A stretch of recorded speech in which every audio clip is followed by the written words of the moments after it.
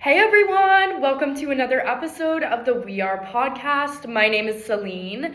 If you didn't catch the last episode, we've switched to a new solo format now. So every week we're each going to release a solo episode. So we're both in college, so it's kind of difficult for us both to figure out a time to film an episode that works for both of us. So we figured this would be a lot easier and it would help us to also kind of have more time to do research in between each episode. So it's been different to adjust to, for sure. It feels totally different not doing the podcast with Hannah, but over breaks, we're gonna go back and do our joint podcast like we used to. So I'm excited for that. But today's episode is something I've been wanting to talk about for a long time. I think we did at one point make an episode about the history of Israel and Palestine, but I wanted to kind of do a more updated episode on that and dive back into it. So to refresh myself and the listeners of kind of like what that history looks like. And this is kind of a more complex episode than last time as well. So I think it's so important to like learn about the historical context behind the Israel and Palestine war to kind of just understand what's happening now. So since this is such a complex, nuanced topic, there's so much that goes into it. There's the geopolitical relationships, there's the humanitarian aid, there's what's happening now and what's happened hundreds of years in the past. I wanted to split up episodes and kind of do different ones about different caveats to like the conflict. So this one is going to be the history behind it.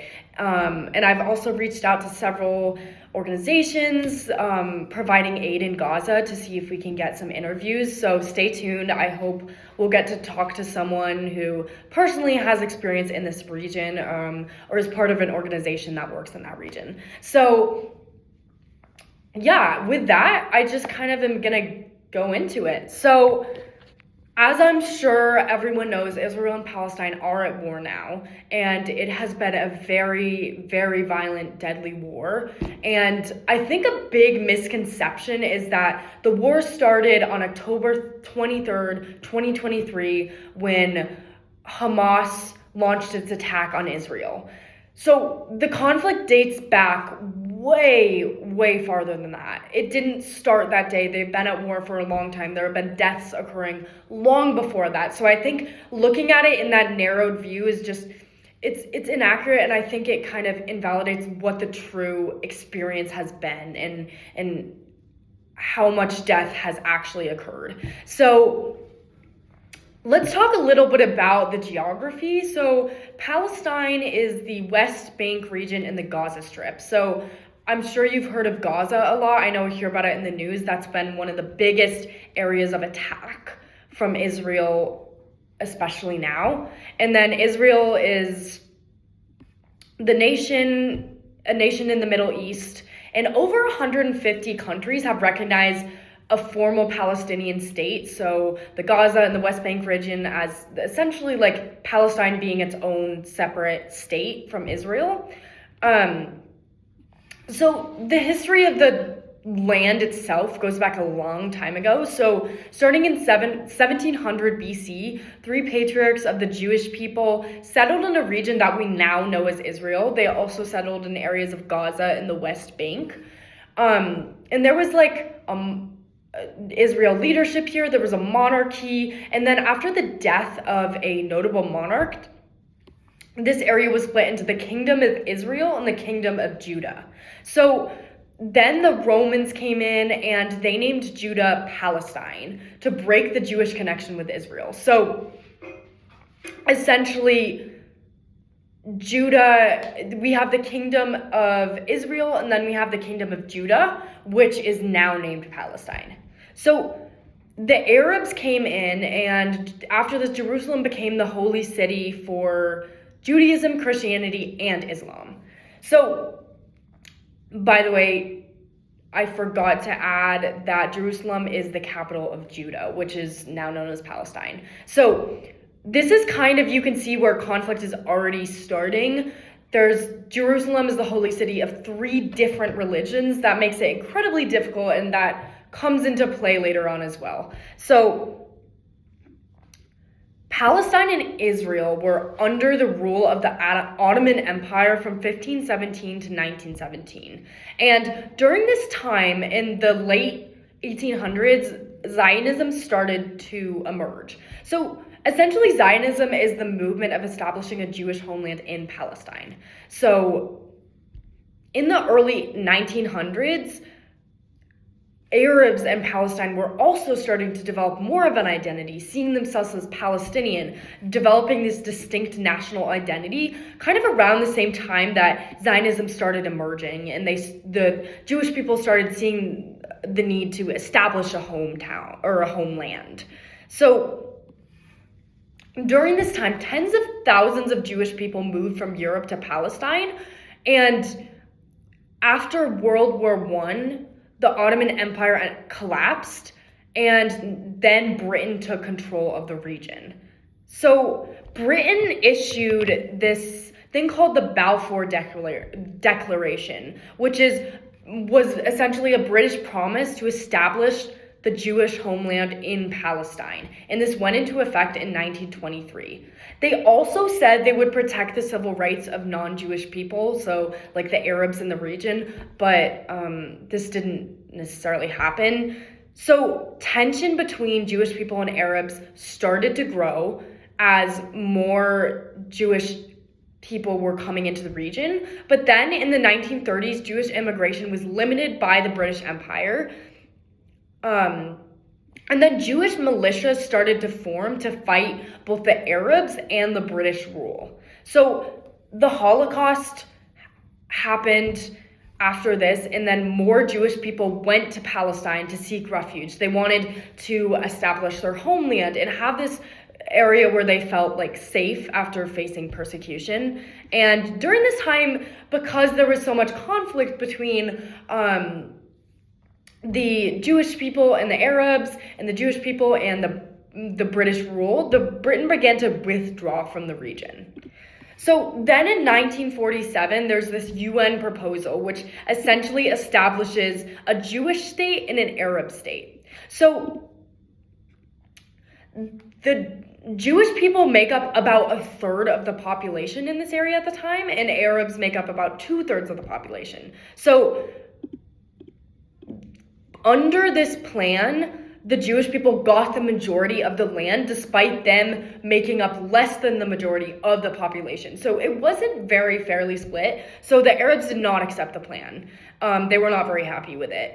And because of this, the Arab-Israel War started in 1948 and lasted until 1949. So after an independent Israel was announced, this essentially was the main thing that started the war. And Israel ended up winning the war, but then they kept pushing on the boundaries of the UN plan, which was already disproportionate to begin with, and they started taking up too much land that belonged to the Palestinians, even under the plan. And of course, this caused a lot of unrest. So they expelled a lot of Palestinians during this time, over 750,000. Palestinians were expelled from their homes, and then Israel started to control all the territory besides, at the time, Gaza and the West Bank. So this day where so many Palestinians were displaced from their homes, Palestinians call this day Al-Nakba, or the catastrophe. So there's already a ton of violence, and then there's the 6-Day War. So Israel, after the 6-Day War, now has control of Gaza and the West Bank, right? So those were originally Palestinian territories, and now Israel has control of them. And they're occupying them. And at this time, there's also, as I said before, there was the whole, Jerusalem being established as the holy city for multiple religions. And then, so Israel already controlled West Jerusalem, but they occupied East Jerusalem in 1967, and later declared the entire city its permanent capital. And they basically said Jerusalem cannot be divided. We want control of all of Jerusalem, even though the Arabs had established that as their holy city and they were occupying East Jerusalem. They didn't want to like have this split. So the UN considers East Jerusalem to be Palestinian land occupied by Israel. So essentially they came in and just occupied the land unfairly. So in the 1960s, there starts to be this like Palestinian Liberation Organization, which is essentially fighting against Israel. They want to liberate Palestine. They want to gain back control of their land. And this is kind of like, there's violence, there's some terrorism involved in this organization. So there's just a lot of violence on both sides. And then there's the first Intifada. So Intifada is the Arabic word for uprising. And so during this time, there's a ton of protests. People are really unhappy. They, like, the land at this point, it pretty much all belongs to Israel. And of course, the Arabs are not happy with this. And Israel responds to this Intifada with force. And over 1,000 Palestinians died in the first Intifada. So this led to the signing of the Oslo Accords by Israel and the Palestinian Liberation Organization. And because of the Oslo Accords being signed, the West Bank was divided into 3 areas. Area A was controlled by just the Palestinians. Area B was controlled by Palestinians and Israelis. And then Area C was fully controlled by Israel. Right? So they're essentially trying to make it a little more fair, give more territory to the Palestinians. But at the same time, like, this land, they were occupying that land before, and now they're not getting to occupy the full extent of that land. Only essentially a third of that belongs fully to them. So Hamas started rising up during this time. They felt that the Palestinian Liberation Organization was too focused on compromise, right? Like, they weren't getting anything done. So Hamas started rising up in influence and power and starting because they felt like they needed to do something, essentially. And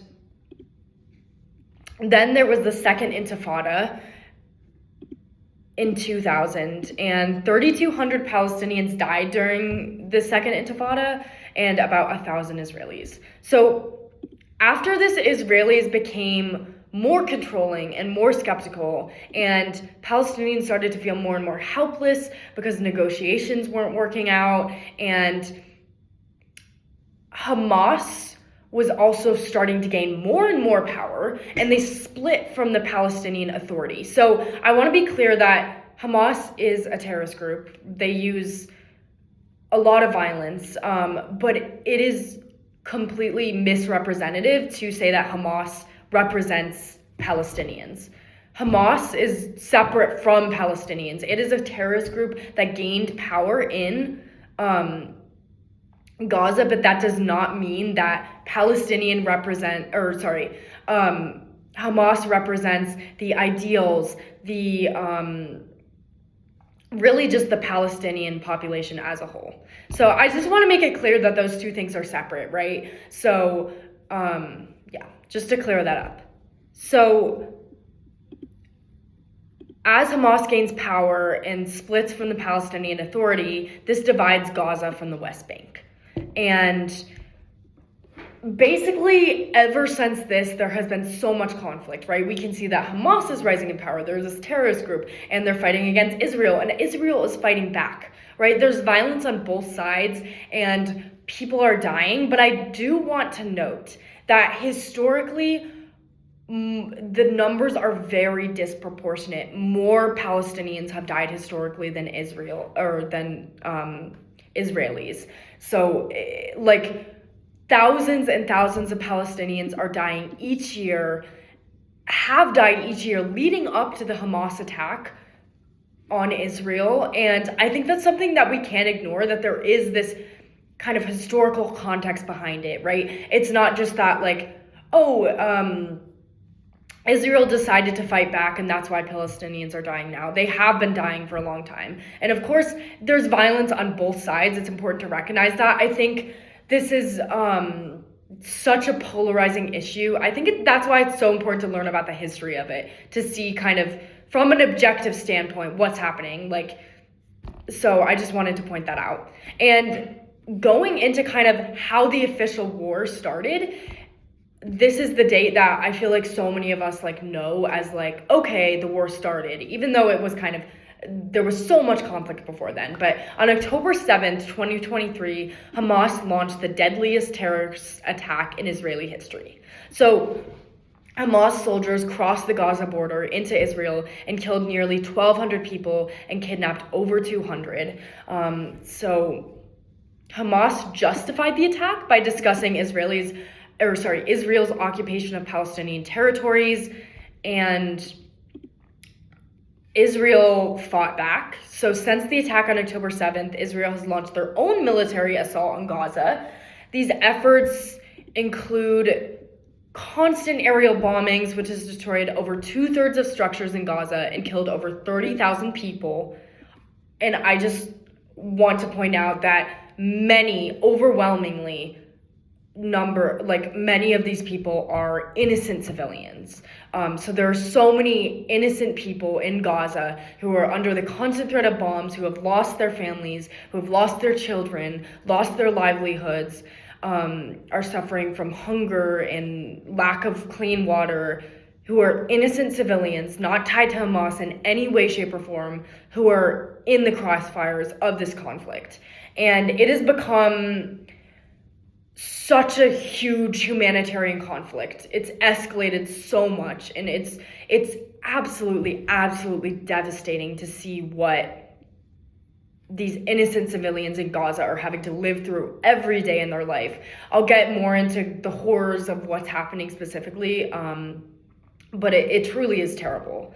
So as I was like kind of learning about this, I was like, okay, so why they had been fighting for so long? Why did Hamas decide on October 7th of 2023 to launch this attack? So before October 7th, it kind of seemed like Hamas was becoming more moderate, and basically they were kind of almost petitioning for like ceasefires and like not using as much violence. But they started to have like lowering public support, and Israel was gaining more and more control of Gaza. The situation got worse and worse. There was more unemployment, less access to clean water, less food. People were starving. There were all these problems. And finally, Hamas decided to attack. And then after this attack was kind of what some people consider to be like the official start of the war. So it's kind of the violence as we know it today from 2023 on is like what we kind of focus on in the media and what so many of us hear about. And it's really just been escalating since then. And I want to cover so much more of this modern day conflict. This was such a brief overview of like what happened from 2023 on. So I want to cover that in future episodes. But essentially that's kind of the brief history leading up to it. It's so much more complex than that, of course, and there's so much that goes into it, but just to kind of summarize it, I hope that helps people understand more. And I also want to briefly talk about U.S. ties to Israel. So Israel and U.S. have been allies for a long time, and Israel is one of the top recipients of U.S. arms sales. So in many ways, the U.S. is funding Israel's attacks on innocent Palestinian civilians. And I'm not going to hesitate to call this a genocide. So the U.S. has supported that in a lot of ways. And it's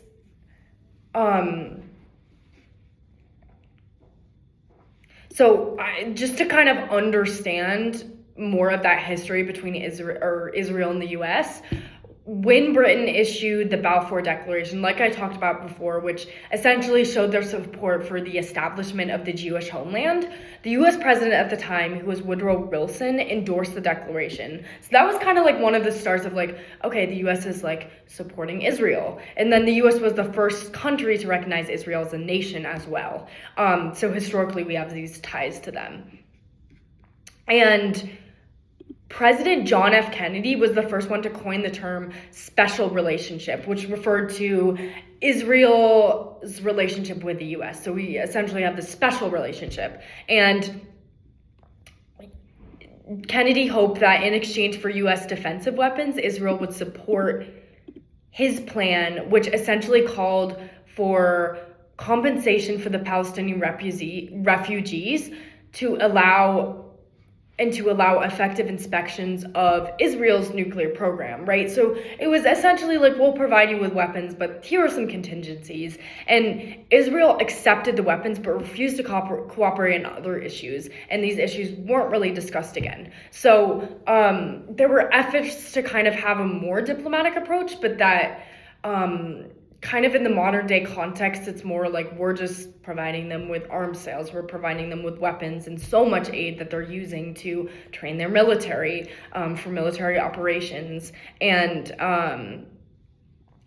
President Nixon marked a change in the US-Israel relationship as well by increasing military and economic aid to Israel significantly. So the US has sent over $300 billion in aid to Israel. This is a huge amount, especially considering when you look at that compared to how little aid that we sent to Palestine. As such a wealthy nation, I think there's so much we could do for Palestine. And it's such a complex issue when discussing the U.S.'s support of Israel, because we do have historic ties and we are strong allies, right? So it's not as easy as just completely breaking those ties and completely stopping all aid from going to Israel. But there are many, many things we could do to be more moderate about it and to not be fueling their military actions against Palestine this much. So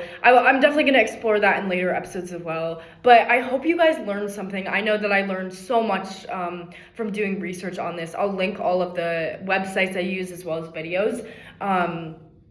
I just really like diving into the history of things to kind of get a good idea of how it started, just to get that context. I think it just helps to understand things so much better. So I hope you guys enjoyed. If you have any episode recommendations related to Israel and Palestine, any specific regions you want us to explore, please let us know. We would be so happy to hear from you.